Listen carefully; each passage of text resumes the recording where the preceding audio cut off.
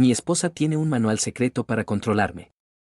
Lo sé porque la escuché compartir sus técnicas infalibles con sus amigas mientras se reían de mí. Durante 3 años fui un ingenuo, obedeciendo como una mascota sin cuestionarme, hasta que lo descubrí. Al comienzo, te invitamos a suscribirte al canal para apoyarnos y motivarnos a seguir compartiendo más historias emocionantes. Gracias. Me llamo Evan. Tengo 31 años. Y hasta el martes pasado, pensé que mi matrimonio con Cara era sólido. Pensé que mi matrimonio con Cara era sólido. Tal vez rutinario, pero normal. Equivocado. Tan increíblemente equivocado. Era un martes por la tarde, alrededor de las 7, y entré en nuestro garaje después del trabajo. Tomé mi bolso del portátil y caminé por la puerta lateral hacia nuestra cocina e inmediatamente escuché a Cara riendo en la sala de estar. Ese tipo específico de risa que es demasiado fuerte y sin filtros. El tipo que solo hace con sus amigas. Estaba con el altavoz encendido y pude oír al menos otras 2 voces carcajeándose junto con ella. No estaba intentando espiar. Literalmente solo estaba allí de pie en la cocina sacando una botella de agua del refrigerador. Pero entonces la voz de Mary atravesó el ruido y dijo, entonces, ¿cómo mantienes a Evan tan bien portado? Y la habitación quedó en silencio durante medio segundo antes de que Cara dijera, lo controlo con una sola cosa. Y las 3 estallaron en carcajadas como si acabara de contar el chiste más gracioso del mundo. Me quedé paralizado con la puerta del refrigerador aún abierta, el aire frío golpeándome la cara. Y escuché a Megan decir, Dios mío, igual. Dererick cree que es tan independiente, pero en cuanto me pongo fría unos días, es como un cachorro. Y volvieron a reírse todas.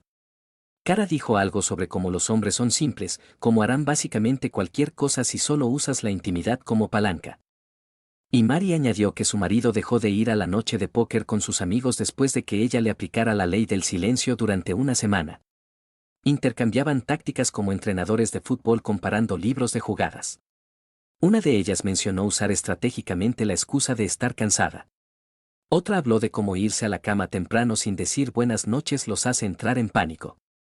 Y Cara, mi esposa, la mujer con la que llevaba 3 años casado, estuvo de acuerdo con todo como si estuviera asistiendo a una clase magistral sobre manipulación de relaciones. Me retiré en silencio al garaje y me senté en mi coche, tratando de procesar lo que acababa de oír. Me temblaban las manos. No exactamente por rabia, sino por esta inquietante revelación que se extendía por mi pecho como agua fría. Empecé a rebobinar toda nuestra relación en mi cabeza. Y de repente, cada momento confuso encajó a la perfección. Hace 6 meses, había planeado un viaje de campamento con mi hermano. Cara dijo que estaba bien con eso, pero la semana anterior se volvió fría, distante, respuestas de una sola palabra. Para el jueves, yo estaba tan ansioso que cancelé el viaje. De repente, ella volvió a ser cálida. Pensé que había esquivado una bala. Pero no, solo había sido entrenado. Hace 3 meses, me quedé hasta tarde en el trabajo 2 noches terminando un trato. Cara se volvió de hielo, durmiendo de espaldas. Sin hablar. Pasé una semana intentando arreglarlo, flores, disculpas, citas nocturnas. Al final se descongeló. Pensé que era una mala racha. No lo era. Era un patrón. Me quedé sentado en ese coche casi 30 minutos solo uniendo puntos que debería haber visto años atrás. Cada vez que teníamos un desacuerdo, incluso cosas pequeñas como dónde cenar o qué programa ver. Si no aceptaba inmediatamente su elección, ella se retraía. No de forma dramática, no con gritos ni portazos. Solo esa distancia silenciosa y calculada que me hacía sentir que estaba fallando constantemente en alguna prueba que no sabía que estaba rindiendo. Y la intimidad, algo que se supone trata de conexión y deseo mutuo, se había convertido en este extraño sistema de recompensas en el que tenía que ganármelas siendo complaciente, disponible y obediente. Si era un buen marido según sus estándares, recibía calidez y afecto. Si me salía de la línea, incluso por accidente, recibía frialdad y rechazo. Y la parte más absurda es que me había estado culpando a mí mismo todo el tiempo, pensando que simplemente era malo entendiendo sus necesidades, malo siendo marido, malo leyendo el ambiente. Finalmente entré a la casa. Cara estaba cargando el lavavajillas, tarareando. Sonrió, preguntó cómo había sido mi día. Dijo que la cena estaba en el refrigerador. Existíamos en el mismo espacio como si nada hubiera pasado, porque desde su perspectiva, nada había pasado. No sabía que los cimientos de nuestro matrimonio acababan de resquebrajarse en mi cabeza. Se acercó y besó la parte superior de mi cabeza antes de subir las escaleras. Un gesto tan normal.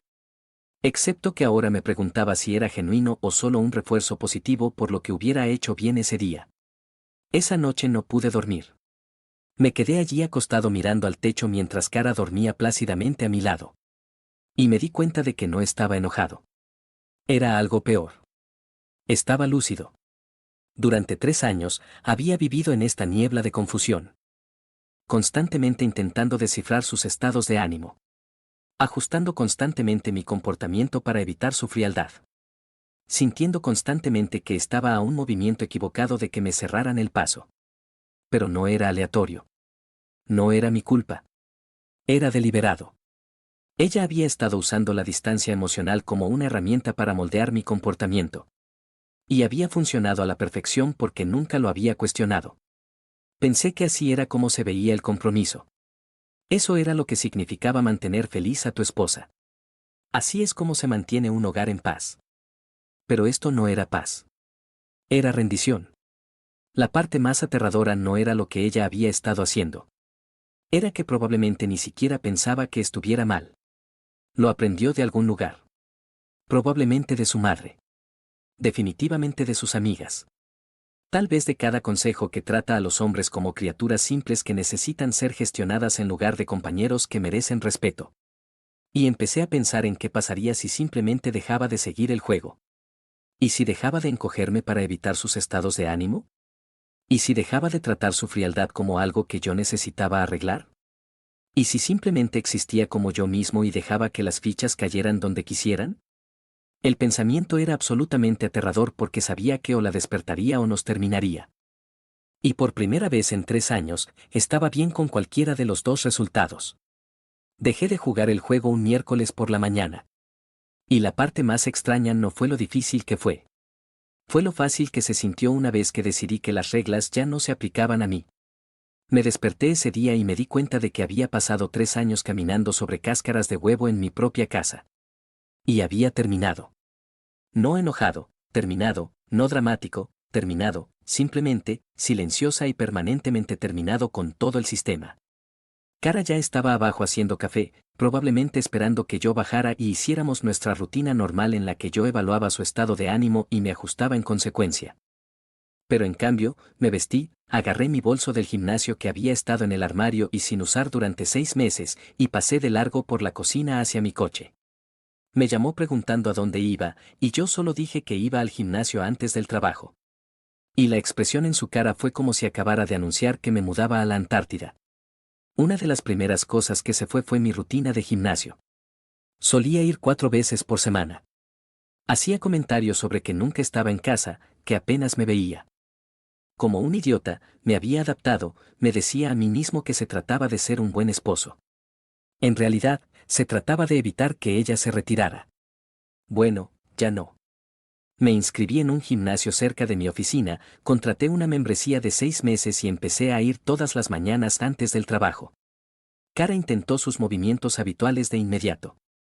Los primeros días, se puso fría, me daba respuestas cortas, se iba a la cama temprano sin decir buenas noches, todo el manual, y yo simplemente la dejé.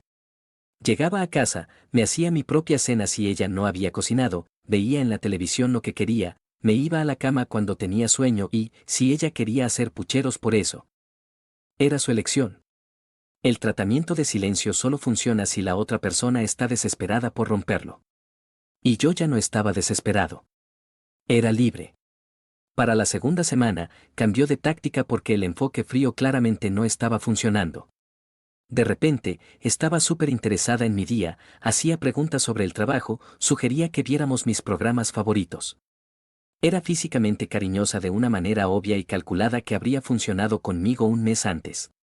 Me tocaba el brazo mientras hablábamos, se reía de cosas que decía que ni siquiera eran graciosas, sugería que tuviéramos una buena velada juntos con significado en sus ojos.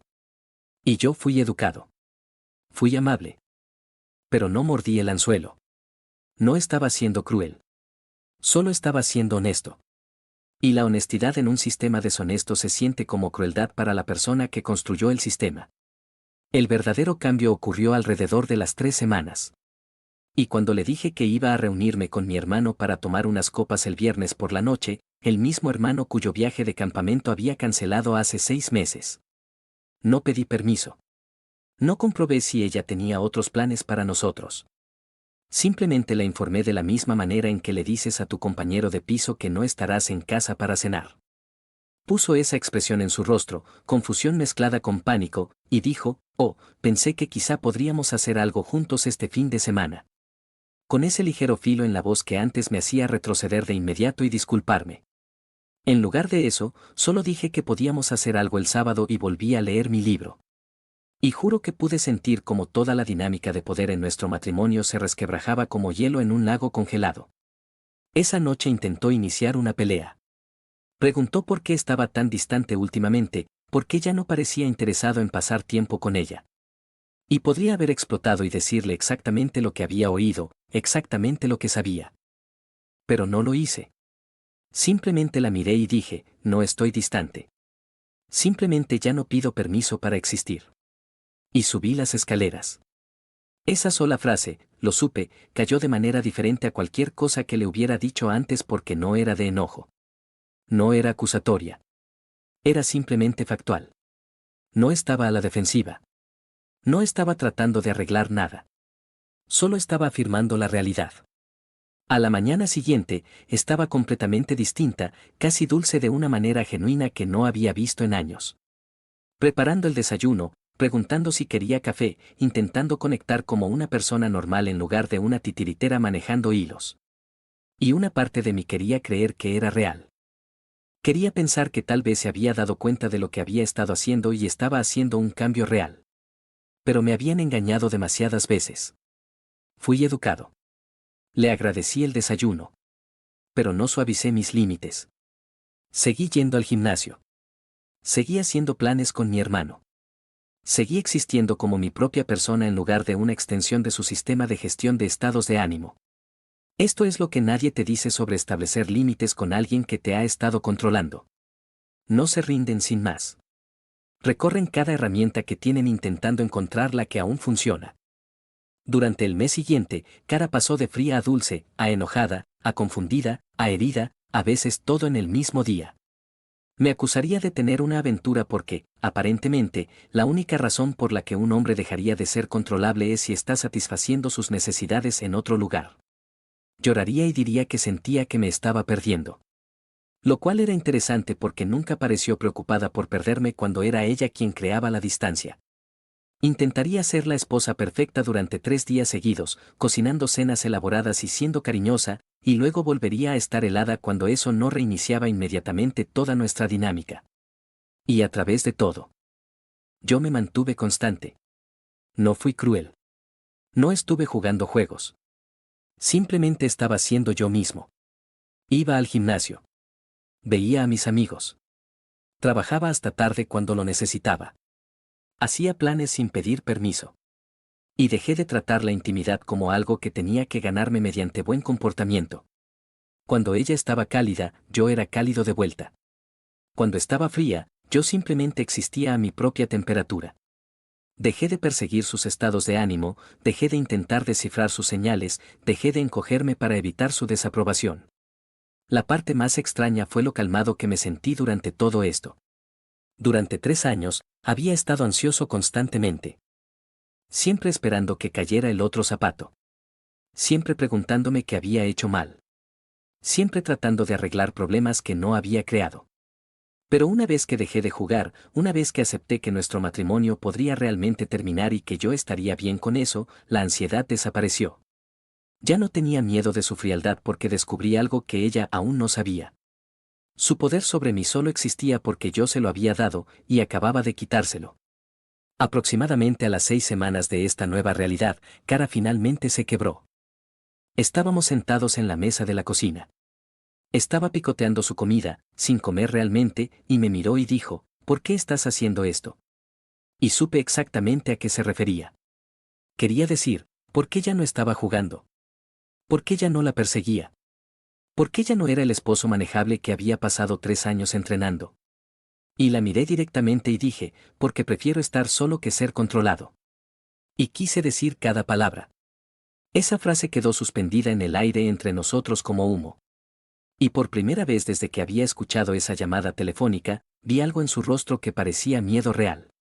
No del tipo manipulador, del tipo real.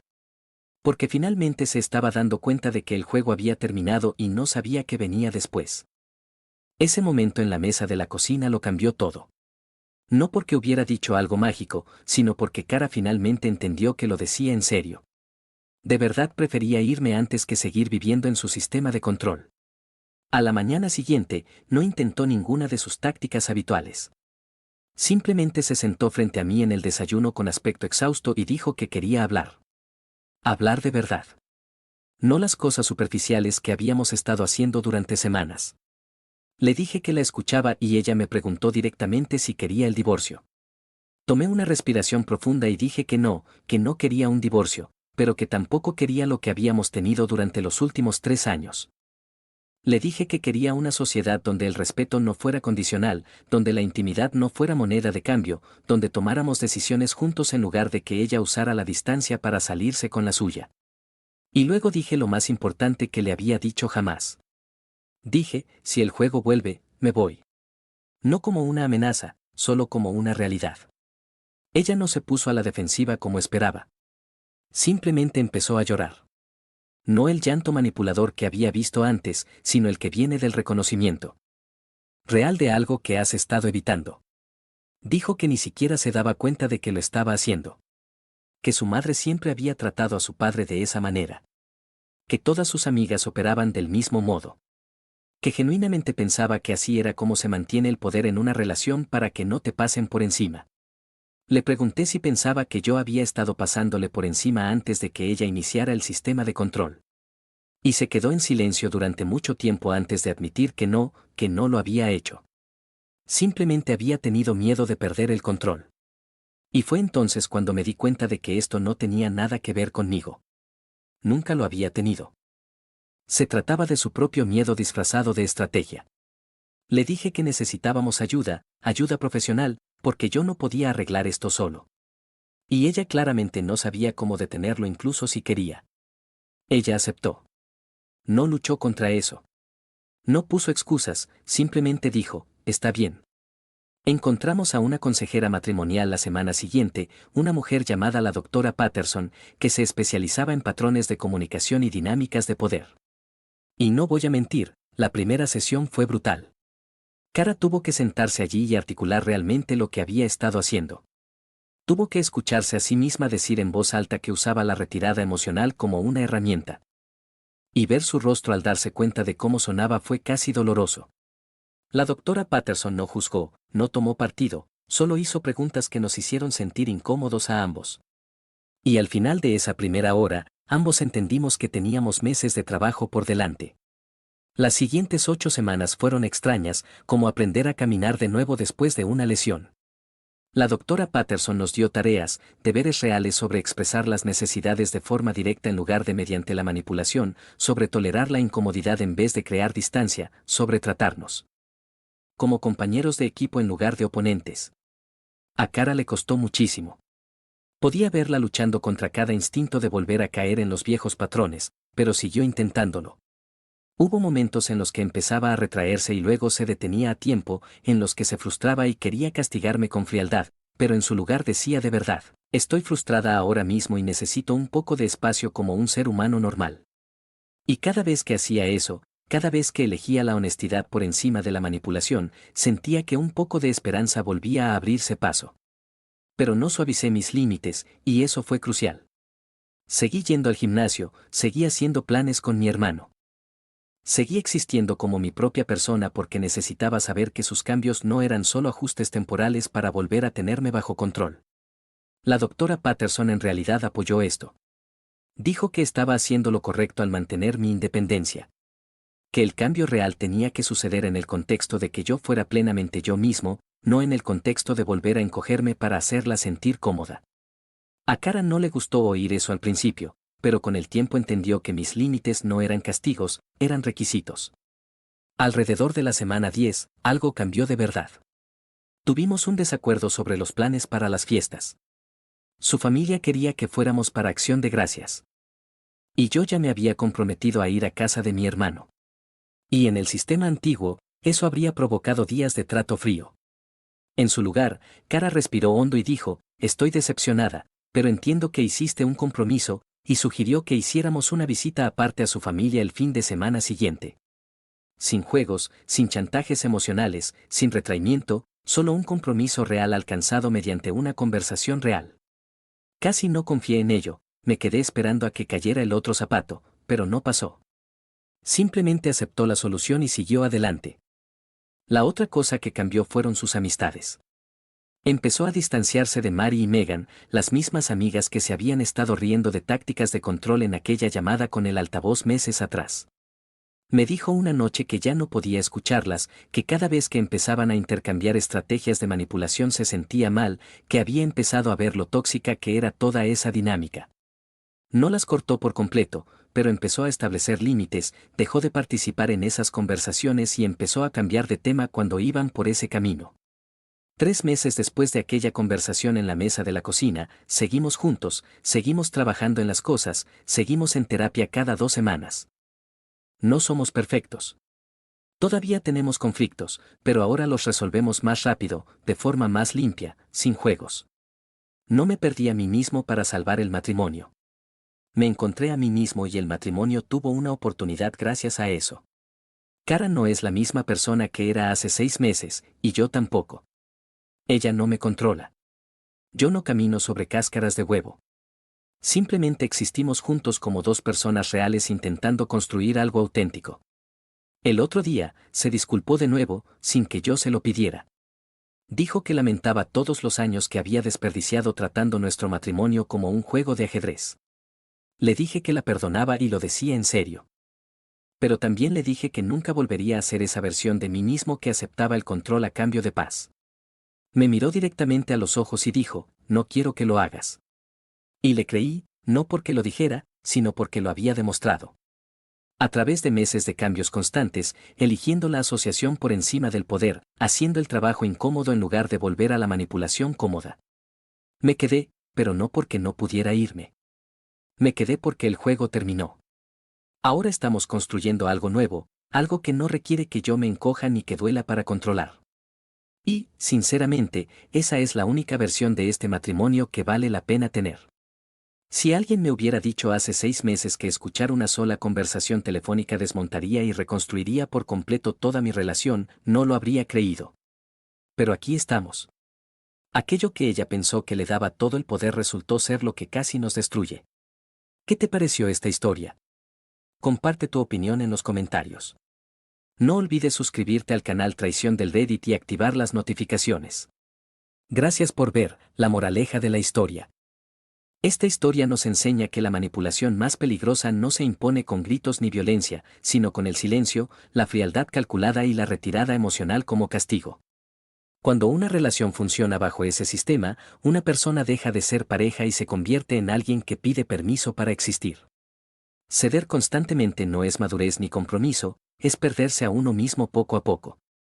Una relación sana se construye sobre el respeto mutuo, la comunicación directa y la libertad de ser quien eres, no sobre el miedo a incomodar ni la necesidad de agradar para recibir afecto. El momento en que alguien deja de aceptar el control disfrazado de armonía, el equilibrio cambia, o la relación evoluciona hacia algo real. O se revela como algo que nunca fue justo. Quien te ama no te controla, te respeta incluso cuando no cedes.